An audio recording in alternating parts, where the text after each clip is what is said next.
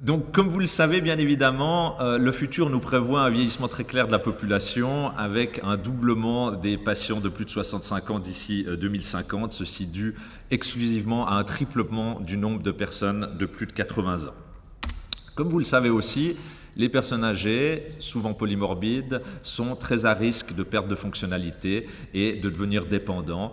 Et ce qu'on voit ici, c'est que finalement, avec l'âge, vous avez une perte de la fonctionnalité qui peut être plus ou moins compensée en fonction des individus et puis qui peuvent atteindre un niveau qui amène à une dépendance. La réadaptation permet ou pas de pouvoir récupérer une certaine fonctionnalité dans ce genre de cas.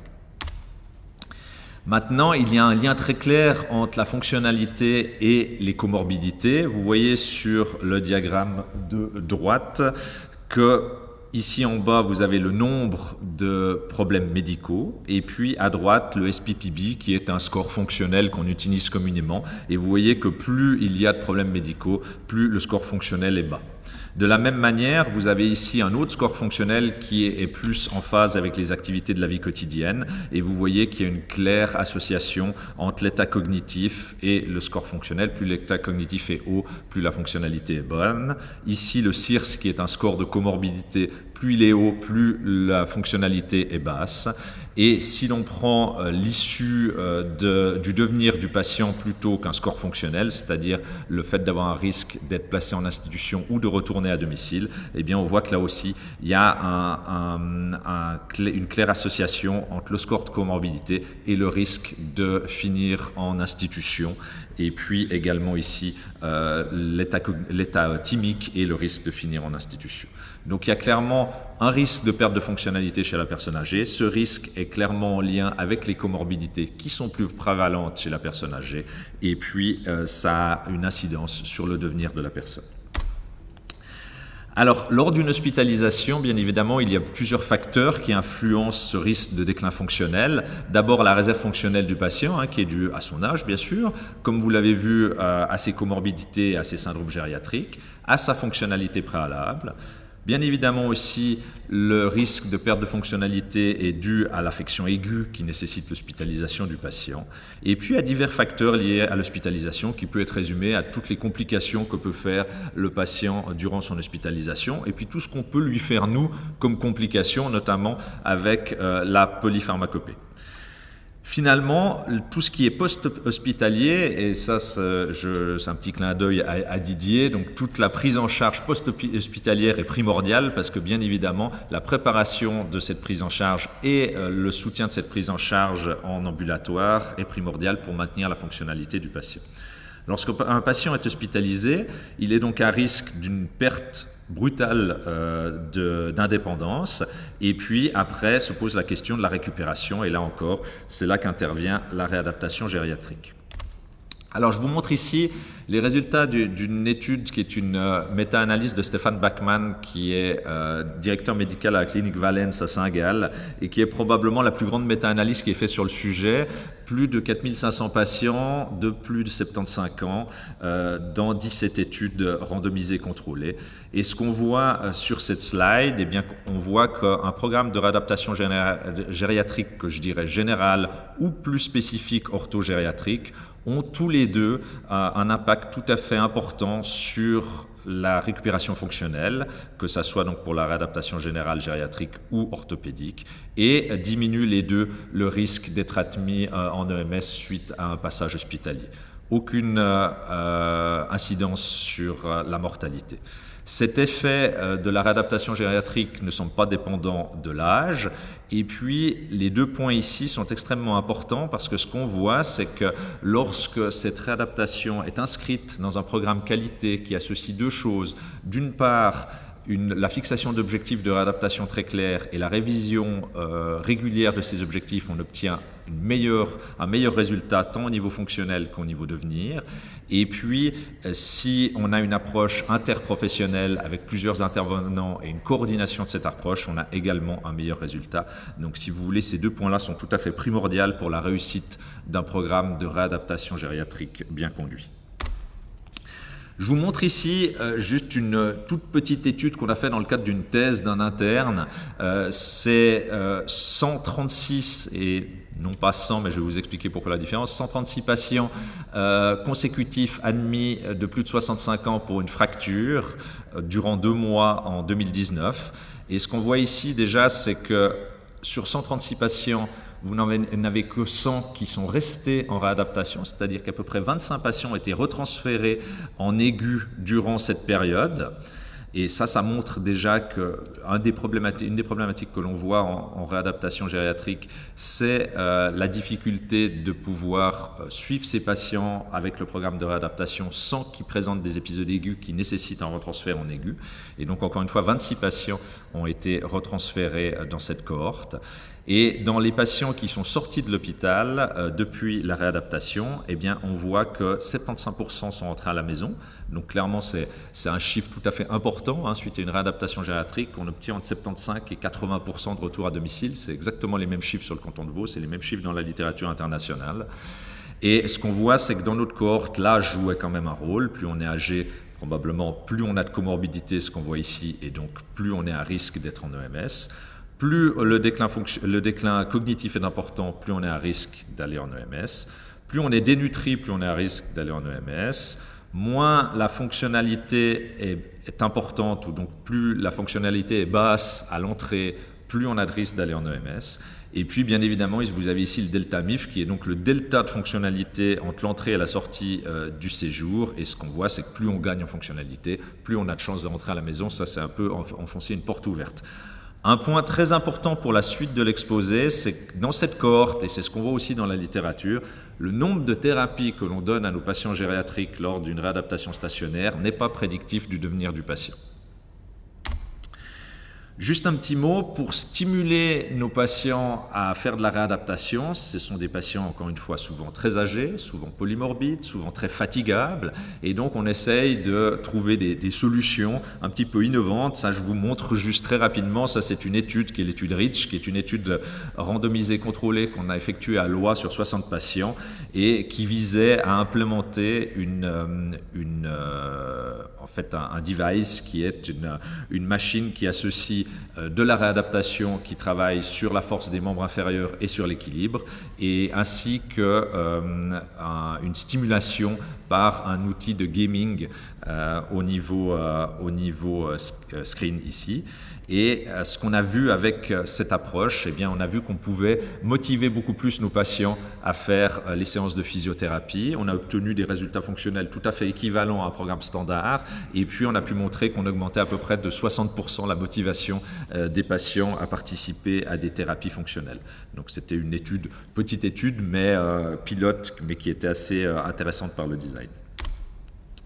Alors la question après une réadaptation stationnaire, c'est quel est le devenir? Alors ce qu'on voit sur cette diapositive, on voit que finalement le fait d'avoir une réadaptation gériatrique ou orthogériatrique a un impact même à 6 mois jusqu'à 12 mois post-réadaptation stationnaire sur la fonctionnalité et sur l'admission de nouveau en EMS. Mais on voit aussi que le fait de pouvoir suivre les patients à domicile, et notamment pour le devenir, ici pas de manière significative pour la fonctionnalité, mais dans plein d'autres études, il a été montré que pour maintenir la fonctionnalité, c'est primordial. Le lien avec l'ambulatoire est extrêmement important, et le lien de pouvoir continuer des thérapies, de pouvoir continuer une approche structurée chez ces patients à la sortie de l'hôpital est tout à fait importante pour maintenir la fonctionnalité et pour éviter que le patient doive revenir en réadaptation après quelques semaines ou après quelques mois. Dans ce cadre-là, je vous montre ici le projet qui avait été mis en place. Alors, vous remarquerez que j'ai tenu à peu près 12 slides avant de prononcer le mot Covid. C'est un grand effort pour moi par les temps qui courent, mais malheureusement, voilà, ça c'est Covimad. C'est une structure qui a été mise en place pendant l'épidémie. Comme vous le savez, cette épidémie a eu plein d'effets négatifs, mais il a eu aussi des effets positifs. Et un des effets positifs, c'est que cette structure-là, mise en place par l'IMAD, est un peu la structure qu'on voulait pour nos patients âgés à domicile depuis des années. Ceci dit, ce n'est pas le seul modèle. Le modèle des hôpitaux de jour est un modèle qui tient tout à fait la route. Le modèle peut-être futur des maisons de santé est un modèle qui peut tout à fait aussi tenir la route. L'important de ce modèle, il n'est pas tant qui le fait que de la manière de le faire. Et le modèle Covimad est tout à fait intéressant sur le fait qu'il permet une relation très étroite entre la réadaptation stationnaire et la réadaptation ambulatoire, un lien et une communication extrêmement étroite entre les deux systèmes, un relais entre les médecins hospitaliers et puis les médecins traitants ou les médecins de l'AMG qui prendraient en charge le patient et qui coordonnerait de manière interprofessionnelle les soins du patient, et puis donc une interprofessionnalité qui est tout à fait équivalente à ce qu'on peut retrouver en stationnaire avec une intervention à domicile des ergothérapeutes, des physiothérapeutes, des diététiciens, des logopédistes, des psychomotes et puis des soignants. Donc si vous voulez un programme comme ça de prise en charge interprofessionnel coordonné à domicile permet clairement de pouvoir maintenir la fonctionnalité du patient et éviter une issue qui serait un placement en institution dans un certain nombre d'entre eux. Maintenant, quelles sont les perspectives en réadaptation gériatrique? Donc, j'espère vous avoir montré quand même que ça avait un vrai sens, que chez nos patients, c'était compliqué de faire de la réadaptation gériatrique, mais encore une fois, ça amenait quelque chose, et ça amenait quelque chose pour eux d'abord, mais aussi pour la communauté. Et puis, peut-être que vous avez lu cet article qui est sorti dans le Matin Dimanche, c'était le 31 mai, donc il y a 2 semaines de ça, qui est, selon les romans, les soins aux aînés sont menacés. Alors, je ne sais pas si vous avez entendu parler de ça, mais je vais vous en dire 2 mots maintenant. C'est qu'en 2022 va nous arriver une nouvelle structure tarifaire pour la prise en charge, notamment de la réadaptation gériatrique, mais de toutes les réadaptations. Et puis, ce modèle se base sur plusieurs différences qu'il y a au niveau suisse. Pour illustrer ces différences, je vous montre ici, ceci c'est la carte de Suisse que vous reconnaissez, et puis plus c'est bleu foncé, plus il y a de monde, plus c'est bleu clair, moins il y a de monde, et là où c'est bleu foncé, c'est la prévalence du nombre de personnes, de la proportion pour 1000 habitants de plus de 65 ans qui se trouvent en OMS. Et vous voyez qu'il y a clairement un clivage entre la Suisse alémanique et la Suisse romande, hormis peut-être Bâle, qui concerne le fait qu'en Suisse allemande, il y a beaucoup plus de personnes de plus de 65 ans en OMS qu'en Suisse romande. Je vous montre exactement le contraire. Donc vous enlevez juste les titres, puis vous dites tiens, ça c'est juste l'autre chose. Et ça, c'est en fait le nombre de personnes de plus de 65 ans qui sont en réadaptation et à mettre en relation par rapport à ceux qui sont en OMS. Donc vous voyez qu'ici c'est exactement le contraire, et donc chez nous on a une grande partie de notre réadaptation qui est dévalue aux personnes de plus de 65 ans, et ceci encore une fois pour leur permettre de rentrer à la maison et de vivre à la maison le plus longtemps possible, alors qu'en Suisse allemande, eh bien, la réadaptation est beaucoup plus basée sur la réadaptation ultra spécifique, et qui nécessite une approche très intensive et est dévolue beaucoup plus à des personnes plus jeunes. Ce qui nous arrive en 2022, donc la tarification, elle s'appuie sur 2 choses. Un processus où on évalue les gens tôt, où on fixe des objectifs, où on revoit ces objectifs. Je vous ai montré tout à l'heure que ce point-là en particulier est un point tout à fait important sur lequel on se rejoint. C'est un point tout à fait primordial pour faire de la réadaptation de bonne qualité, et c'est un point tout à fait primordial pour avoir une bonne réussite de cette réadaptation. Malgré cela, et c'est bien ce point-là qui nous pose problème, cette structure tarifaire va également nous définir des seuils qui sont des seuils moyens par semaine à remplir pour que le patient puisse rentrer dans la structure tarifaire, ou au moins pour que le séjour soit correctement rémunéré. Et vous voyez, pour la gériatrie, donc ce qui nous occupe aujourd'hui, on a 450 minutes soins par semaine. Ça paraît peu, mais croyez-moi que pour faire à nos patients, ça correspond à 15 thérapies. 15 thérapies en moyenne par semaine chez un patient qui peut avoir des complications, qui peut être fatigable, qui peut ne pas être très motivé, eh bien c'est une vraie gageure de pouvoir atteindre ce seuil. Et d'autre part, encore une fois, dans la littérature, et comme je vous l'ai montré, on n'a aucune évidence à l'heure actuelle que c'est mieux 450 que 300 ou que 150, et qu'on voit chez des patients qui n'ont pas ces 450 minutes, on obtient des résultats tout à fait importants, et notamment en retour à domicile, dans, encore une fois, je vous rappelle, 75% des cas. En toute transparence, je vous montre ici les données du département dont je m'occupe, notamment des différents services. Et ceci est un diagramme qui vous montre le nombre de personnes par année qui atteignent ce seuil en moyenne de 450 minutes soins. Vous voyez qu'en 2017, on partait quand même assez bas parce qu'on avait au mieux une quinzaine de pourcents de nos patients qui obtenaient ce seuil.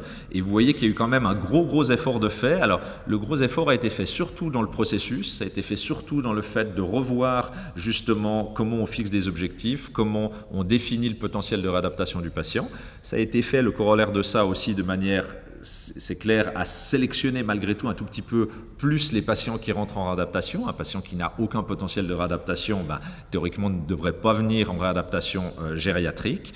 Et puis, il y a eu aussi tout un effort de traçabilité des thérapies qu'on pouvait mener. Et vous voyez que grâce à ces efforts, on a atteint quand même un gain tout à fait important de tous les services, ou à peu près tous les services du département. Tout ça pour atteindre à peu près 25 à 30%.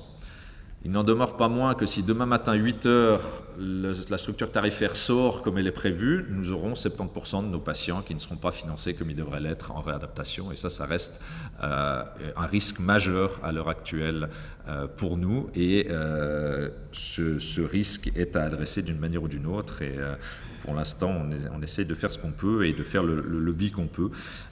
Selon les dernières nouvelles, probablement ils seront financés, mais probablement nettement moindres que ceux qui atteignent le seuil de 450 minutes. Donc on essaye plutôt de se battre pour valoriser mieux les thérapies qu'on fait, les thérapies qui font du sens pour le patient, plutôt que de dire en dessous de 450 minutes c'est niet et en dessous de 450 minutes c'est oui. Comme j'avais qu'un quart d'heure, j'en arrive donc à la fin de ma présentation. Donc, en résumé, donc, la réadaptation gériatrique, elle vise bien sûr à récupérer de la fonctionnalité chez nos personnes âgées et ça marche, comme je vous l'ai montré, mais ça nécessite une approche structurée et interprofessionnelle qui est extrêmement coordonnée et extrêmement claire. Et puis, la future structure tarifaire représente clairement un risque majeur et je voulais quand même vous en parler aujourd'hui. Je pense que pour moi, c'est très important que vous soyez au courant un petit peu des enjeux autour de la réadaptation au niveau national et pourquoi un petit peu il y a cette tension entre la Suisse romande et la Suisse allemande. Ce n'est pas la seule tension, mais autour de la réadaptation aussi.